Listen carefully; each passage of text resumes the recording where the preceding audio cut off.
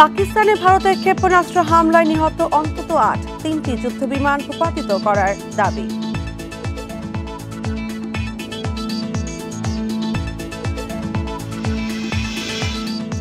পাকিস্তানের ৬টি স্থানে ২৪টি হামলা, জাতীয় নিরাপত্তা কমিটির জরুরি বৈঠক সকাল ১০টায়।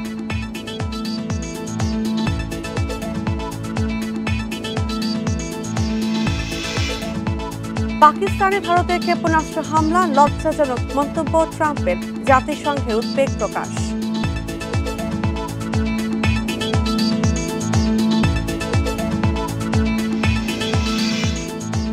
গণপরিবহন চালকদের মাসিক বেতনের পরিকল্পনায় রাজি চালকরা, আপত্তি নেই মালিকদের। স্বাগত ইন্ডিপেন্ডেন্ট সংবাদের সঙ্গে আছে আমি শাজবিন হাসান। শুনছিলেন শিরোনাম, এবার বিস্তারিত। পাকিস্তান এবং পাকিস্তান শাসিত কাশ্মীরে ৬টি স্থানে ক্ষেপণাস্ত্র হামলা চালিয়েছে ভারত। এতে ২ শিশুসহ অন্তত ৮ জন নিহত হয়েছে, আহত ৩৫ জন। দিল্লির ৩টি যুদ্ধবিমান ভূপাতিতের দাবি করেছে ইসলামাবাদ। ভারত কাপুরুষরচিত হামলা চালিয়েছে বলে মন্তব্য করেছেন পাকিস্তানের প্রধানমন্ত্রী শাহবাজ শরীফ। স্থানীয় সময় সকাল ১০টায় জাতীয় নিরাপত্তা কমিটির জরুরি বৈঠক ডেকেছে ইসলামাবাদ। এদিকে ভারত সীমা অতিক্রম করেছে বলে জানিয়েছেন পাকিস্তানের তথ্যমন্ত্রী আতাউল্লাহ তারার। স্থল ও আকাশপথের কড়া জবাব দেওয়ার ঘোষণা দিয়েছেন তিনি। পাকিস্তানে ভারতের হামলাকে লজ্জাজনক অভিহিত করেছেন মার্কিন প্রেসিডেন্ট ডোনাল্ড ট্রাম্প। বিষয়টি নিয়ে উদ্বেগ প্রকাশ করেছেন জাতিসংঘের মহাসচিব অ্যান্টনিও গুতেরেস। এদিকে ভারত শাসিত কাশ্মীরেও বিস্ফোরণের শব্দ শোনা গেছে বলে জানিয়েছে রয়টার্স।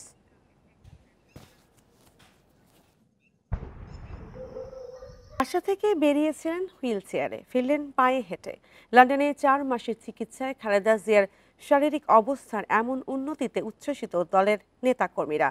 তার ব্যক্তিগত চিকিৎসক জানান, সন্তান স্বজনদের সান্নিধ্যে শারীরিক ও মানসিক স্থিতিশীলতা ফিরে পেয়েছেন বিএনপি চেয়ারপারসন। এখন থেকে বাসায় থেকেই চিকিৎসা চলবে তার।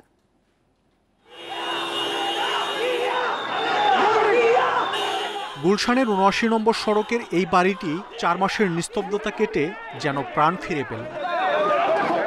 মঙ্গলবার দুপুর ১:৩০টায় বাসায় ফিরেন বিএনপি চেয়ারপারসন বেগম খালেদা জিয়া, তবে হুইল চেয়ারে নয়, পায়ে হেঁটে। বাসার আঙিনায় তাকে ফুলেল শুভেচ্ছায় বরণ করে নেন আত্মীয় স্বজনরা। পরে ২ পুত্রবধূকে নিয়ে কেক কাটেন তিনি। আর বাড়ির বাইরে হাজারো নেতাকর্মীর ভিড়। লন্ডন থেকে চিকিৎসা শেষে ৩ বারের সাবেক প্রধানমন্ত্রীর ফেরা উপলক্ষে বাসভবন ঘিরে নেওয়া হয় ৪ স্তরের নিরাপত্তা। ২০১০ সালে ঢাকা সেনানিবাসের বাড়ি থেকে খালেদা জিয়াকে বের করে দেয় স্বৈরশাসক। এরপর থেকে গুলশানের ভাড়া বাসায় তিনি। দেশ বিদেশের চিকিৎসকদের পরামর্শে এখন থেকে বাড়িতেই চিকিৎসা চলবে তার।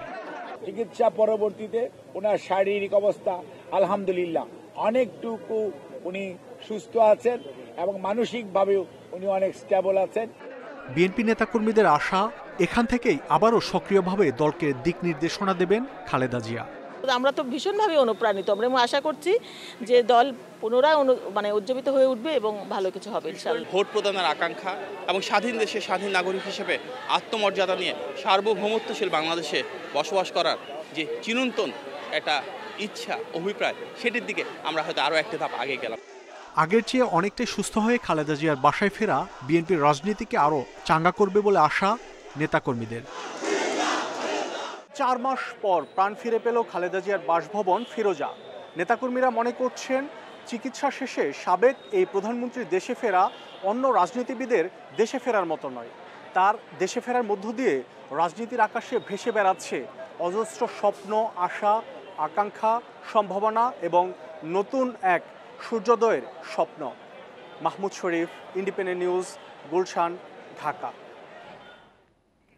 এর আগে ৪ মাস পর লন্ডন থেকে মঙ্গলবার সকালে দেশে ফেরেন বিএনপি চেয়ারপারসন বেগম খালেদা জিয়া। কাতারের আমিরের এয়ার অ্যাম্বুলেন্সে দেশে পৌঁছান তিনি। তার ফেরা গণতন্ত্রের পথে যাত্রা আরও সহজ করবে বলে মন্তব্য করেছেন বিএনপি মহাসচিব মির্জা ফখরুল। মঙ্গলবার সকাল 10:30টায় কাতারের আমিরের এয়ার অ্যাম্বুলেন্সে শাহজালাল বিমানবন্দরে পৌঁছান 3 বারের সাবেক প্রধানমন্ত্রী খালেদা জিয়া। তার সঙ্গে 2 পুত্রবধূ সৈয়দা শামিলা রহমান এবং 17 বছর পর ডাক্তার জুবাইদা রহমান দেশে ফিরেছেন।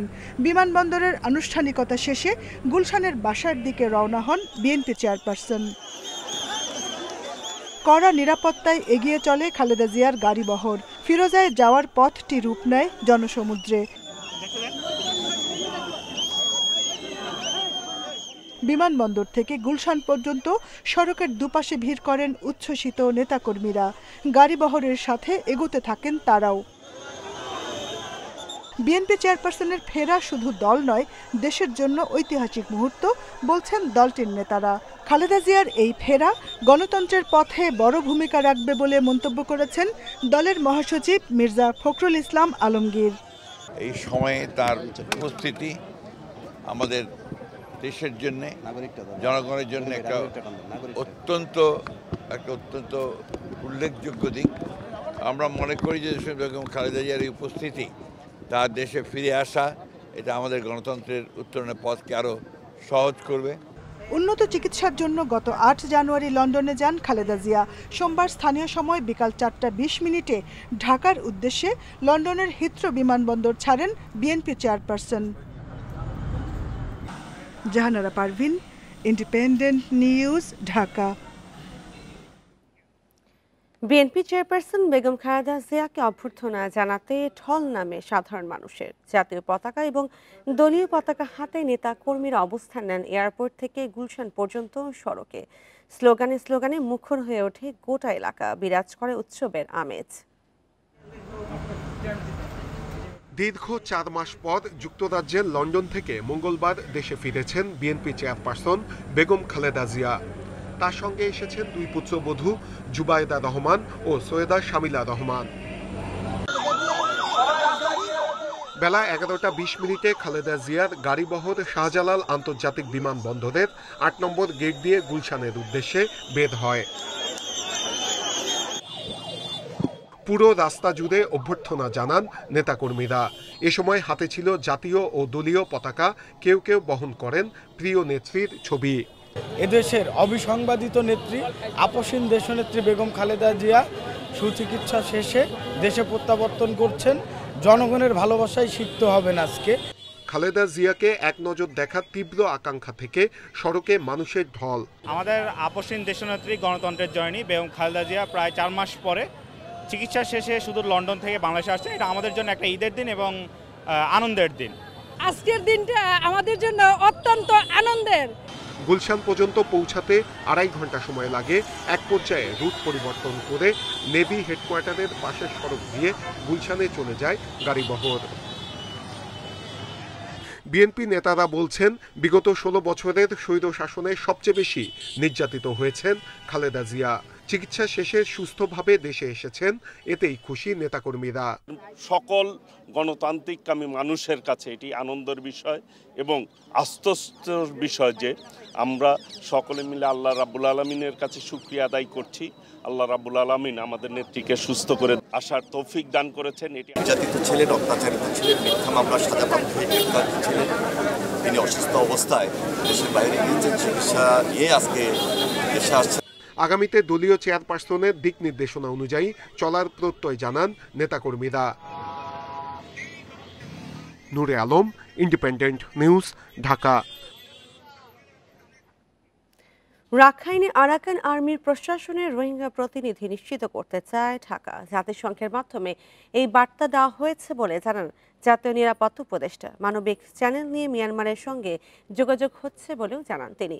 মঙ্গলবার সন্ধ্যায় পররাষ্ট্র মন্ত্রণালয়ে ডক্টর খলিলুর রহমান আরও জানান, আরাকান আর্মির সঙ্গে যোগাযোগে কে কি ভাবলো তাতে কিছুই যায় আসে না। বাংলাদেশ মিয়ানমার সীমান্ত সুরক্ষায় আরাকান আর্মির সঙ্গে যোগাযোগ রাখছে ঢাকা। এ নিয়ে জান্তা সরকারের দুশ্চিন্তার কোনো কারণ দেখছেন না ডক্টর খলিলুর রহমান। তিনি জানান, রাখাইন রাজ্যে আরাকান আর্মির নতুন প্রশাসনে রোহিঙ্গা প্রতিনিধি রাখার প্রস্তাব দেওয়া হয়েছে। জাতিসংঘের মাধ্যমে জানিয়েছে সেগুলো হচ্ছে, আমরা আরাকান যে নতুন প্রশাসন তৈরি হচ্ছে তার সকল স্তরে রোহিঙ্গাদের দেখতে চাই। যদি সেটা তারা না করেন, এটা হবে এথনিক ক্লিনজিং বা জাতিগত নিধনের একটা নিদর্শন। আমাদের স্বার্থে আমরা সার্বভৌম রাষ্ট্র, যার সাথে ইচ্ছা তার সাথে আমরা কথা বলবো, কে কি বললো যায় আসে না। জাতিসংঘ জানিয়েছে মানবিক করিডোর বা চ্যানেল যাই হোক, দুই দেশের সরকারেরই সম্মতির প্রয়োজন। এ প্রসঙ্গে ডক্টর খলিলুর বলেন, সব পক্ষের সঙ্গেই এ নিয়ে আলোচনা হচ্ছে। সকল পক্ষেরই কমিউনিকেশন থাকবে। আমাদের সঙ্গে কথা হয়েছে, যার কিন্তু শেষ অবধি। রাজধানী ঢাকা ও প্রধান বাণিজ্যিক শহর চট্টগ্রামের সঙ্গে সিলেটের যোগাযোগের মাধ্যম এই মহাসড়ক। 2021 সালে 6 লেনে উন্নীতকরণ প্রকল্প শুরু হলেও নেই দৃশ্যমান অগ্রগতি। 2026 সালে কাজ শেষ করার কথা থাকলেও 2028 সালের মধ্যে তা শেষ করা নিয়ে রয়েছে সংশয়। কাজের ধীরগতির কারণে ভাঙাচোরা পুরনো সড়কেই চলছে যানবাহন। এ পথে গন্তব্যে পৌঁছাতে বাড়তি সময় লাগছে 4 থেকে 5 ঘন্টা পর্যন্ত। ট্রিপ নিয়ে আসার পথে আমরা অনেক দীর্ঘ সময় লাগে, তখন আমরা এই যে গাড়ির যে টাইমগুলো আছে টাইমগুলো কভার করা যায় না। মালের জন্য সিলেট আইতে রাস্তার অবস্থা একবারে বেহাল অবস্থা। এখানে ওরা কাজ করে, বাট কাজটা কিন্তু কাজের মতো হচ্ছে না, একদম স্লোলি কাজ চলতেছে। মহাসড়কটি এশিয়ান হাইওয়ে, বিমস্টেক করিডোর এবং সার্ক হাইওয়ে করিডোরের গুরুত্বপূর্ণ অংশ। বাণিজ্যিক গুরুত্বপূর্ণ বিবেচনায় দ্রুত কাজ শেষ করার দাবি ব্যবসায়ীদের। ব্যবসায়ী তার নির্দিষ্ট মাল নির্দিষ্ট সময়ে তার মালটা পৌঁছতে পারে না, রাস্তাঘাটের অনুন্নত যোগাযোগ ব্যবস্থার কারণে। প্রকল্প সংশ্লিষ্টরা বলছেন, ভূমি অধিগ্রহণ সব জটিলতা নিরসন করে কাজের অগ্রগতি বাড়ানোর চেষ্টা চলছে, যা দ্রুত দৃশ্যমান হবে বলে আশা তাদের। যে ভূমি অধিগ্রহণ নিয়ে একটু জটিলতা ছিল, বাট নতুন জেলা প্রশাসক আসার পরে উনি নিজের সাইট ভিজিট করে আমাদেরকে যে ফাঁকা জায়গাগুলো আছে, যেসব জায়গায় কোনো স্থাপনা নেই, সেসব জায়গাগুলো আমাদেরকে বুঝিয়ে দিয়েছেন। সিলেট তামাবিল অংশে আমাদের নিজস্ব ভূমি আছে বেশ কিছু অংশে, তো সেই সমস্ত জায়গা থেকে তারা কাজ করতে পারবে। তো আপনারা আশা করি আগামী 6 মাসের মাঝে খুব ভালো একটা অগ্রগতি দেখতে পাবেন। 209 কিলোমিটার মহাসড়কটি উন্নয়নে খরচ হচ্ছে 30,000 কোটি টাকা। এর 75 ভাগ যোগান দিচ্ছে এডিবি। Independent News. আর এ নিয়ে আরো জানাতে নারায়ণগঞ্জ থেকে যুক্ত আছেন সহকর্মী রাকিবুল হাসান। রাকিব, ঢাকা সিলেট মহাসড়কে 6 লেন উন্নয়ন কাজে ধীরগতির কারণ কি?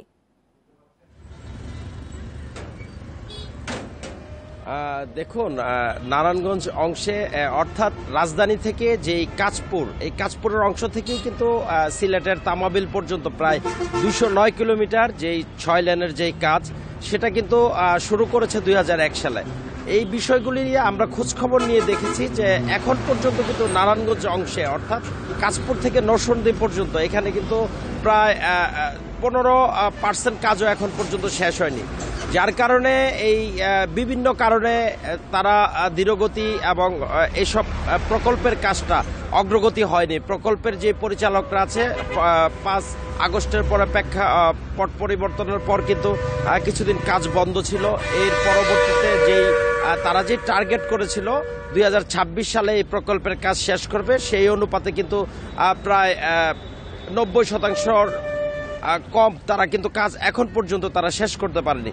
তবে নারায়ণগঞ্জের যেই গুরুত্বপূর্ণ এই কাজ ধীরগতি হওয়ার কারণে জনসাধারণ এবং ব্যবসায়ীরা পরিবহন পণ্যে ঢাকা নারায়ণগঞ্জ বাণিজ্য শিল্প নগরীতে তারা যে দুর্ভোগ পোহাচ্ছে, সেই চিত্র কিন্তু আমরা প্রতিনিয়ত দেখছি। এই ঢাকা সিলেট মহাসড়কের কাঁচপুর থেকে নরসিংদী পর্যন্ত যেই অংশে কাজ চলছে, এখানে কিন্তু রাস্তার দুই পাশেই ভাঙাচুরা এবং যেহেতু কাজ করছেন খানা গর্তের সৃষ্টি হয়েছে এবং যানবাহনে কিন্তু যাত্রীরা পরিবহনের সময় তারা কিন্তু ব্যাপক দুর্ভোগ পোহাচ্ছেন এবং এখানে কিন্তু প্রায় সময় যানজট সৃষ্টি হচ্ছে এবং এসব কারণে যাত্রীদের যেমন দুর্ভোগ হচ্ছে, শিল্প প্রতিষ্ঠানের সময় মতো তারা পণ্য পরিবহন করতে পারছে না, যানজটের কারণে শিল্পায়ন উৎপাদন ব্যাহত হচ্ছে। সব মিলিয়ে কিন্তু আসলে এই সড়কটি ব্যবসায়ী এবং যাত্রীরা তারা কিন্তু দাবি করেছেন যেন দ্রুত সময়ের মধ্যে এই ঢাকা সিলেট 6 লেনের যেই কাজ সেটা যেন দ্রুত সম্পূর্ণ করা হয় এবং এসব ক্ষেত্রে সংশ্লিষ্ট যারা আছে তারা যেন কাজের যেই কাজ কিছুদিন পর পর কাজের যেই বন্ধ থাকা বা এটা ধীরগতি সেই সব বিষয়গুলি খোঁজখবর নিয়ে যেন তারা এই কাজের গতিশীলতা বাড়িয়ে এই ঢাকা সিলেট মহাসড়কের এই 6 লেনের কাজ যেন তারা সম্পূর্ণ করে। তো এই ছিল আমার কাছে ঢাকা সিলেট মহাসড়কের নারায়ণগঞ্জ অংশের সর্বশেষ তথ্য। নারায়ণগঞ্জ থেকে যুক্ত হয়েছিলেন সহকর্মী রাকিবুল হাসান। মাদারীপুরে শতবর্ষী বটগাছে মানত করাকে শিরক আখ্যা দিয়ে কেটে ফেলার ভিডিও ভাইরাল হলে দেশ জুড়ে ব্যাপক সমালোচনার সৃষ্টি হয়। এই ঘটনায় জড়িতদের বিরুদ্ধে আইনগত ব্যবস্থা নেওয়ার দাবি জানিয়েছে স্থানীয়রা। এরই মধ্যে প্রশাসনের কর্মকর্তারা ঘটনাস্থল পরিদর্শন করেছেন। শতবর্ষী একটি বটগাছ কাটার 14 সেকেন্ডের ভিডিও ভাইরাল হয় সামাজিক যোগাযোগ মাধ্যমে। ধর্মীয় বিশ্বাস নিয়ে কেউ কেউ যে গাছটিকে মানত করত সেটিকে শিরক আখ্যা দিয়ে কেটে ফেলা হয়। ঘটনাটি মাদারীপুর সদর উপজেলার আলম মিরকান্দি গ্রামের কুমার নদের খেয়াঘাট এলাকায়। শতবর্ষী গাছটি কেটে ফেলায় ক্ষোভ প্রকাশ করেছেন স্থানীয়রা। একই সাথে জড়িতদের বিরুদ্ধে ব্যবস্থা নেওয়ার দাবিও জানান তারা। আমরা গরু বাছুর পারি, এখানে কিন্তু আইনা বান্ধি কেন ছায়া দেওয়ার জন্য এই জায়গাটায় বান্ধি কেন কাটলো তা জানি না। নদী পার ঘুরতে আসে বা সবাই মানে খাওয়া নদী পার হয়, পার হওয়ানোর পরে এখানে একটু আশ্রম নেয়, মানে সবাই জিরাইটাইয়া ভালো একটা ছাওয়ার জায়গা, বুঝছেন। তা এখন বটগাছটা কাটলো, বটগাছটা কি দোষটা করছে? এইখানে মানুষে বাতি জ্বালায় রাত্রে বা এখানে কাপড় টানায়, কিন্তু এই তারা মানে জানাইতে আছে যে এটা হলো দিয়া সেরেক। বিষয়টি জানার পর মঙ্গলবার সকালে বন বিভাগ ও উপজেলা প্রশাসনের কর্মকর্তারা যান ঘটনাস্থল পরিদর্শনে। এই সময় জড়িতদের বিরুদ্ধে ব্যবস্থা নেওয়ার আশ্বাস দেন তারা। ওইখানকার কিছু জনতা কিংবা আপনারা যেই বিষয়টা বলছেন ওরকম হচ্ছে তারা গাছ কাটার চেষ্টা করেছে। আপনারা অলরেডি দেখেছেন, আমরা এই ব্যবস্থা নিয়েছি। যারাই এই ধরনের অন্যায় কাজের সাথে কিংবা কোনো ধরনের অন্যায় কাজের সাথে জড়িত থাকবেন আমরা তাদের বিরুদ্ধেই ব্যবস্থা নেব। গ্রামবাসীর দাবি, মনের বাসনা পূরণে বিভিন্ন স্থান থেকে অনেকে মানত করতে আসেন এই গাছের কাছে, যেটিকে শিরক বলে কেটে ফেলে স্থানীয় মুসল্লিরা। Independent News. আর এই ছিল এখনকার সংবাদে। ইন্ডিপেন্ডেন্ট টেলিভিশনের সব খবর বিস্তারিত জানতে চোখ রাখুন ফেসবুক, ইউটিউব ও এক্সে। ধন্যবাদ সবাইকে।